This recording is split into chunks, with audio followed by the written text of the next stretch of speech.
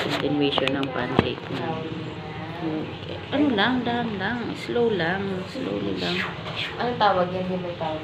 Oo. Ay, tana. Ito kasi yung... Tita, alis, mom and sister. Yeah, wag ka lang pagalitan. Kaya yan. Tita, Yeah, my mom sister. and sister. Tanong mo si Saki Boy, oh. Ano lang siya, behave. Saki Boy, behave.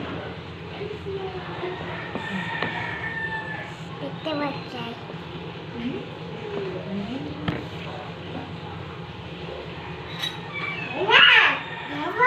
Oh, come on, oh.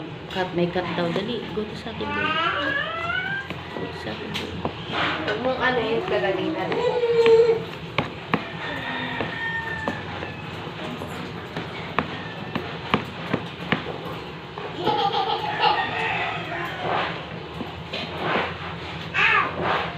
Ako naman noon, nabugbog yung pa ako. Kaya, kahit dyan kay ano, kahit sa pastry, ayaw mong tanggapin dyan. Kasi di ba yung pandemic, ayaw, di ba bawat base ayaw magpapasok.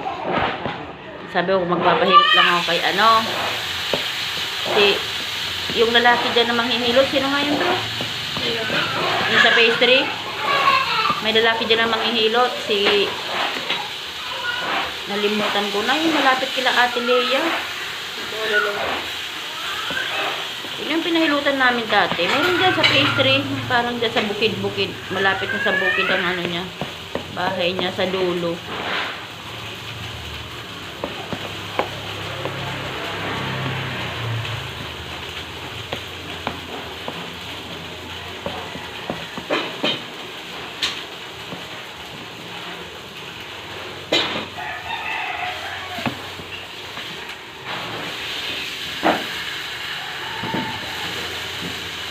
Scramble egg lang naman gusto nito.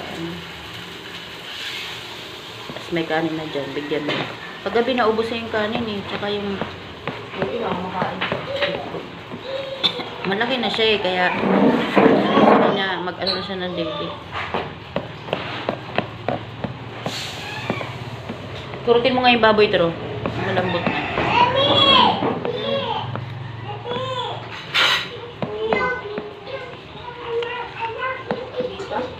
Diba? Bili nga ito ng white sauce. Mag-carbonara tayo. Lang? White sauce. Meron dyan tira na ano eh, yung pasta.